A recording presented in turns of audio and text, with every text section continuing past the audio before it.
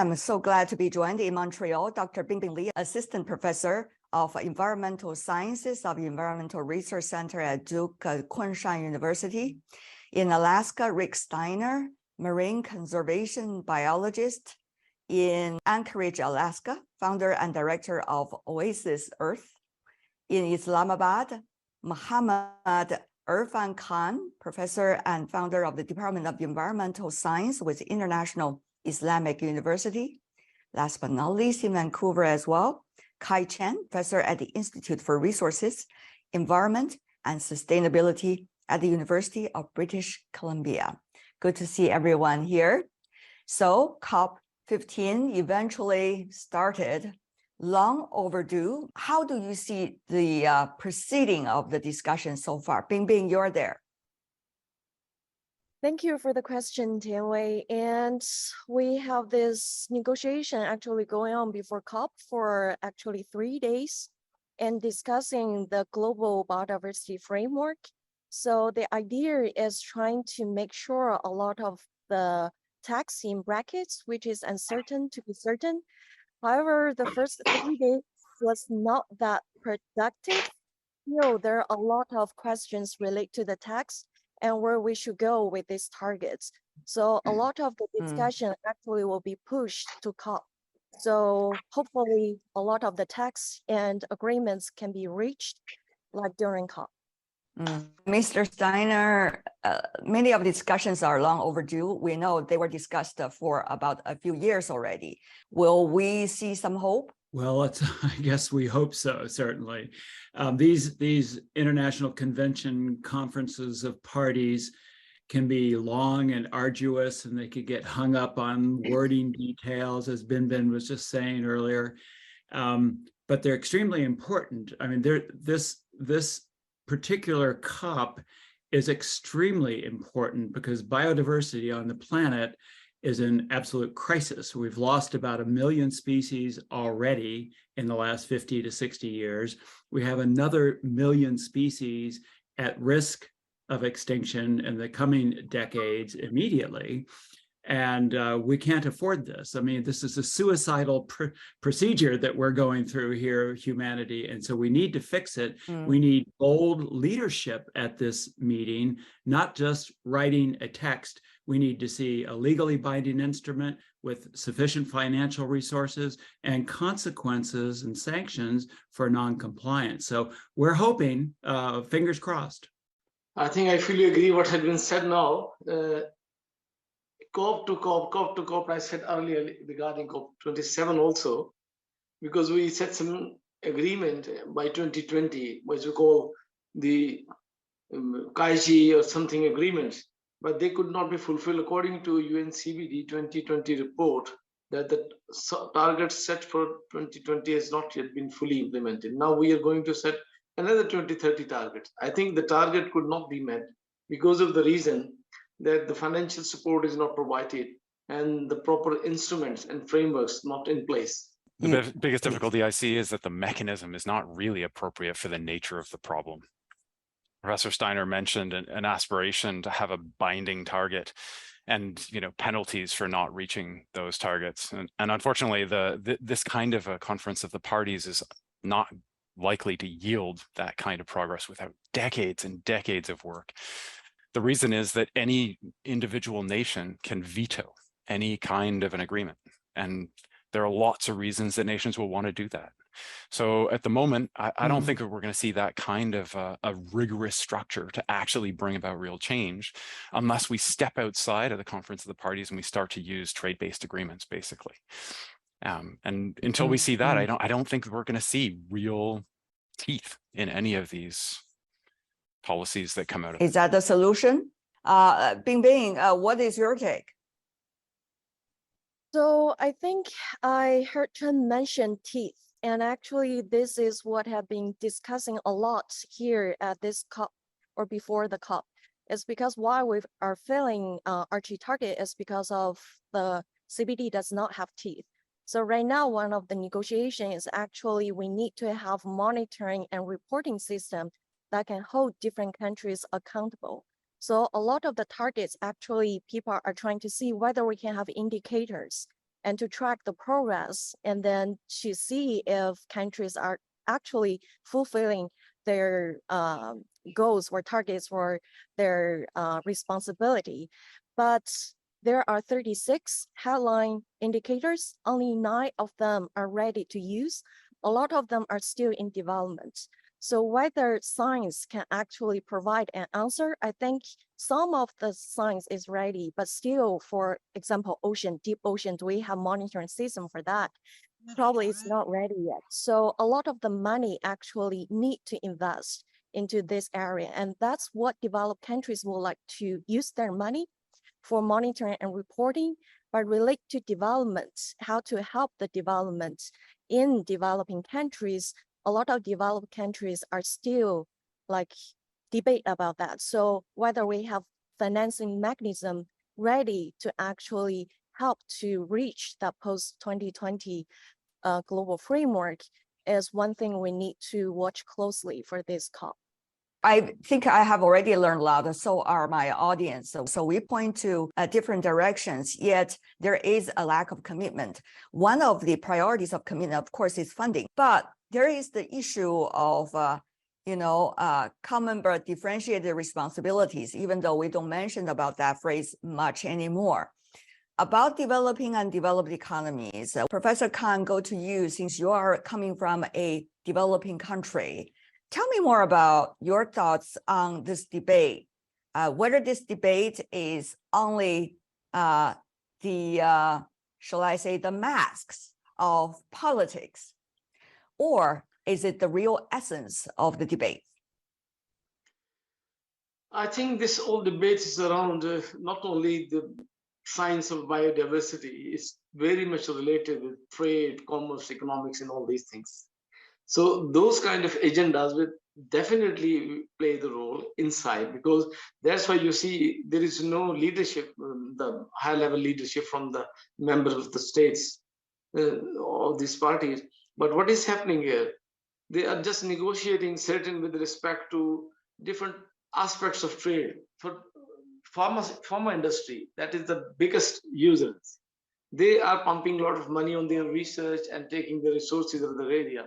But as far as the monitoring is concerned, like Bin was saying, deep sea or the deep ocean monitoring is not that easy task, or that not like a low cost, high cost. So they have to play the role over there, but they're not going on that side. They're mostly working on vertebrates, looking the visible big animals.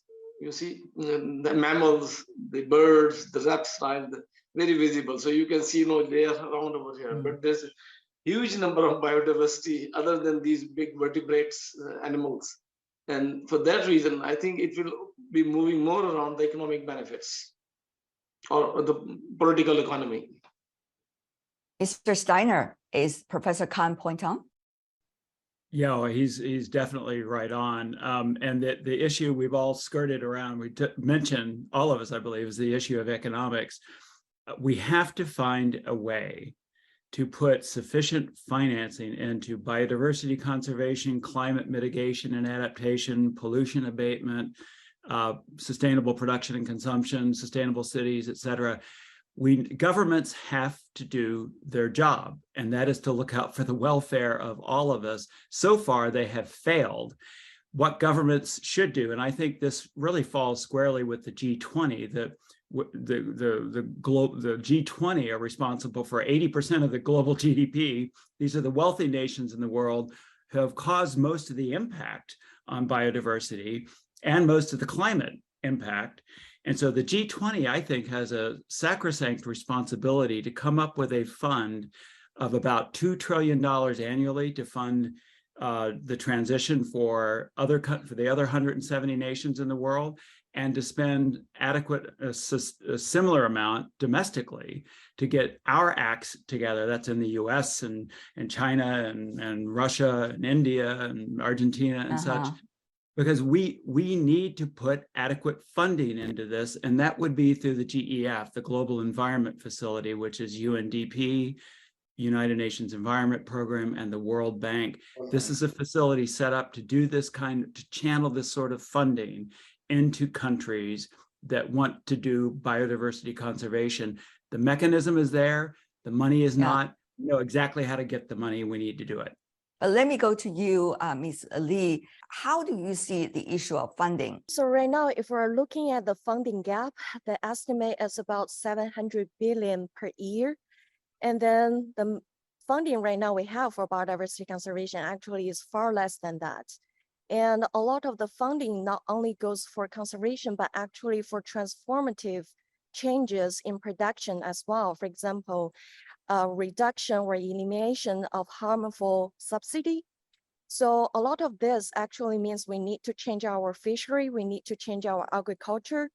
And a lot of that actually is really hard to do, especially for a lot of countries rely on this like industrialized agriculture or this fishery. So for some countries, they do not want to compromise what they have right now for production system. And then for a lot of developed countries, and they may not want to share the responsibility for asking developing countries not to develop.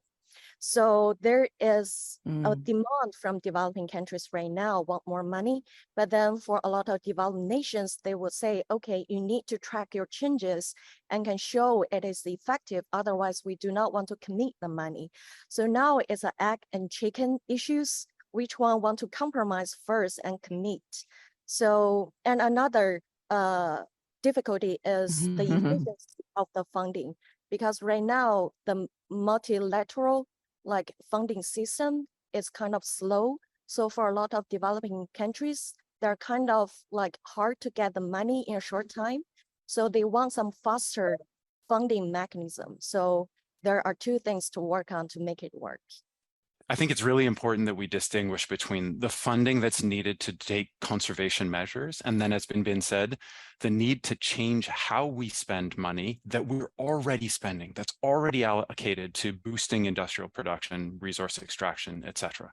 Those are different challenges, right? On the first hand, there's the problem of coming up with new money, right? When we're setting aside protected areas and taking other kinds of actions to protect endangered species and endangered ecosystems. It's a different kind of challenge when we are seeking to change the structure of existing subsidies that are boosting economic production in a variety of different ways in countries. And that's where it becomes a trade issue, because those subsidies are increasing competitiveness within a country, that funding, subsidies in general, but they're having perverse effects on the global commons effectively in the form of biodiversity. So it's in the interest of all of the countries to agree to phase out those perverse subsidies and to actually do it. The problem is we've been saying that we're going to do it for a long time. And this is one of those areas where we don't need deep ocean monitoring to make progress on this. This isn't a question of ocean science or, ecosystem science. This is really easy stuff for us to figure out how we're spending our money and whether it is designed in a way that's going to have perverse effects on biodiversity. There's really no excuse for it. It's just hard to do politically.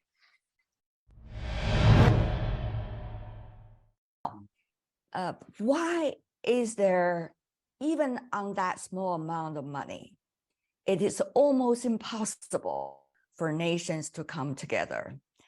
Professor Lee, do you see there's a slight chance that with some hard push by the international community, that there could be some areas that COP15 can achieve?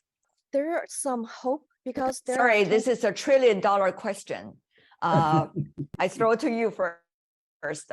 Go ahead. So I will give it a try. I think at the end, we probably won't be able to agree on all 22 targets because they cover all aspects of biodiversity conservation, relate to restoration, relate to sustainable use of natural resources, relate to mainstream of biodiversity, and there's a lot. So a lot of countries, they hold different values relate to that. And especially for sustainable use of natural resources and biodiversity, and then it's not ambitious enough. And a lot of the words people are using relatively vague. There are some targets maybe easier to achieve, and we see there is a synergy in this. For example, target 3, there is a chance. 30 by 30, but whether 30% for ocean can be protected, there's something still in debate, but there are some hope in the target 3. But in other areas, especially relate to DSI, digital sequence information, and also relate to, for example, financing system. But we see there's a softened tone from developed countries because previously they're really tough on how much they want to commit it relate to finance. But right now there is a softened tone and attitudes. So there could be money committed to it, but whether the fund is big enough to give actual incentives to a lot of countries to make a change, that is in question. So I can say there will be some compromise happening in COP. It's just whether it is enough or whether the goals or targets can be ambitious as we hope, we will see. You see, the Nature Conservancy UK, they have estimated that there is a need of 700 billion US dollar, not trillion, $billion to reverse whole this global biodiversity. And we are setting the targets, halving it, something like that. So I think for these 22 targets, it's again the commitment to provide the financing and mechanism and the framework. But we're calling this agreement is going to be biodiversity framework agreements, like we have previous agreement about the climate. So I think we have to be some kind of a tangible mechanism in this so that we can spend, and this US dollar 700 billion over a long period of time, not just 1 to 5 years. And that will not be that amount that, as you mentioned, spending on wars and all this spacing, the trillions of dollars. So this is not a $1 trillion. In that way, I think it has to be realized, and they have to realize the importance, because we do not undermine the importance of climate change, the other things, environmental aspects, but we must agree on this. This is the biodiversity providing the ecosystem services, and they are the life support system. Therein lies one of the difficulties of coming up with that funding, because the funding that goes towards conservation within a nation, that's going to have a variety of different kinds of benefits. Some of those benefits are going to accrue locally. The ones that are most easily turned into dollars, those are mostly going to have implications within those nations in the form of water purification, holding sediment in place, and so preventing mudslides and landslides, preventing floods. You know, all of that is going to benefit those nations that are doing the conservation. And it's the global community benefits in the form mostly of these like relational or existence values. The notion that we are doing something important, that we are taking care of this global resource, and that we can benefit from the knowledge that it still exists. That's hard to turn into dollars, right? And so it's that mismatch between rich countries being asked to pay for tangible benefits on the ground that they don't see the tangibility of, right? They have the intangibility of it. But the logic that there is one global atmosphere, that, although it's difficult from a commons perspective, you know, this like, it still actually is a tractable enough idea that we've been able to make some headway with it, more so than we have with biodiversity. Mr. Steiner, do you see there could be some chances of areas for consensus? I sure hope so. And I think there will be some consensus on a number of the targets. I think Ben has discussed the 30 by 30 goal. I know there's a lot of governments that buy into that. I truly think it should be a 30 by 25 goal. We need to protect 30% of the oceans and lands by 2025. There's no reason with the urgency in front of us to delay this any longer. And we should have a 50 by 30 goal, 50% of the oceans and 50% of the land protected, and truly strongly protected, not just marginally protected, by 2030. Then we're getting somewhere. As far as the funding, I truly think we need approximately $4 trillion annually over the next 10 years appropriated to these issues: biodiversity, climate change, sustainable production and consumption, sustainable transport, and things like that, wrapped into a package, spent appropriately and effectively. And a good example of that, the relative comparison of that amount of money in the United States for COVID, this government, the US government, spent $8 trillion within a 2-year period. Governments need to understand that this biodiversity crisis is every bit, it's actually even more of an existential crisis than a pandemic. So hopefully there will be some reason and rationality in Montreal there, and we'll get some consensus on a number of these targets, and that they're big and bold. I think that is really hard. So COVID hit us right on the face, but biodiversity loss, including climate change, unless they manifest itself as extreme weathers, flooding, and wildfires, people cannot see the urgency in these environmental issues.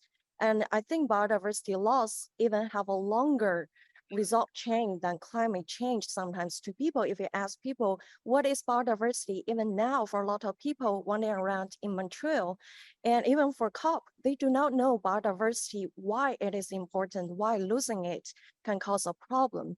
So whether people can feel the urgency, especially the government feel the urgency, or why deforestation in Amazon have an influence here in north of the hemisphere, people may not feel the urgency. And whether they want to commit money, especially considering how much money they spend on military, on global trade like wars or on other issues.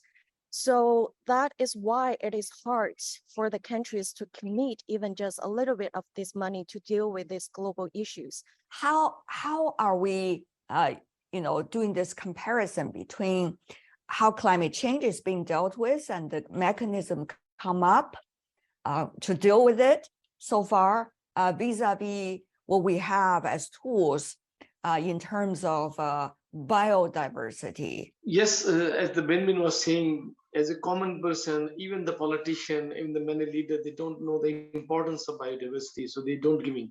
Because the impact of climate, they are visible to everyone in terms of some weather condition and some kind of changing in the cropping pattern and the hydrological cycle, so they realize it. But the biodiversity, you see habitat fragmentation, habitat destruction, and you see with the agricultural land for growing population to provide the food security issues. So there's such an interwoven in a way that they don't realize underneath. But as I said earlier, that this is the life support system, and it has to be realized, and it has to be given the same importance as the other environmental issues. All of these issues, you're right, are interlinked, and therein is both the difficulty and the opportunity, because you can't solve one without solving them all. We have to figure out a way and invest in our future to lighten humanity's footprint on the planet. We know this. I do think the difficulties in the climate convention negotiations are indicative of the difficulties in virtually every convention negotiation that we've watched. An interesting exception to that might be the Montreal Ozone Protocol in 1987 that was remarkably successful because nations understood the existential threat very clearly, and they knew that there were suitable alternatives to CFCs, and they imposed a legally binding instrument with consequences for non-compliance. That's the most successful global environmental treaty we've ever had. And so as a model, I think if we use that, it might be asking too much. It's not, I don't think, but I think we need some boldness at this convention, at this COP. And the other problem, of course, is whatever governments agree to at this COP15, they then have to come home and adopt these policies in domestic legislation and policy. That's very difficult, certainly in the United States, now that the Republican Party. And that is only the second step. The first step is implementation. We've got to get serious about this, absolutely. Yeah. Each national government that commits to this framework in Montreal has to then go back and make certain that the politicians in their parliaments understand the gravity of this, and that it's in our own collective interest 10, 20 years out to make these changes. So we can do this, we just have to make the right choices. Partly because there are some bright spots. So we can learn something about the kind of funding mechanisms that have flown through the clean development mechanism in the case of climate change, but we can also learn from what isn't working. And arguably, the UNFCCC has not yielded anywhere near the kind of progress that is needed on the climate front. And we should, on the biodiversity front, we should be seeing some of the same, right? That this mechanism is not sufficient for the task. So on the climate front, I've been arguing for years that what's needed is for countries to implement their own carbon taxes within those countries, and then also deal with basically import tariffs on products that are coming from nations where there is not a carbon tax. That's a way to actually leverage change beyond the boundaries of an individual nation when we're interested in taking this really seriously. We need to do the same thing on the biodiversity front. We need to change how we spend money within countries, and then we need to force other countries to do the same. Otherwise, we'll collect the tariffs at the border when that money comes in. So as much as I respect all the good work that's being done at the COP meetings, it's also crucial that people think about how we can move beyond COP to take real action on it. Kai Chen, Bingbing Li, Rick Steiner, and Mohammed Khan. Thank you so much for joining us. All the best.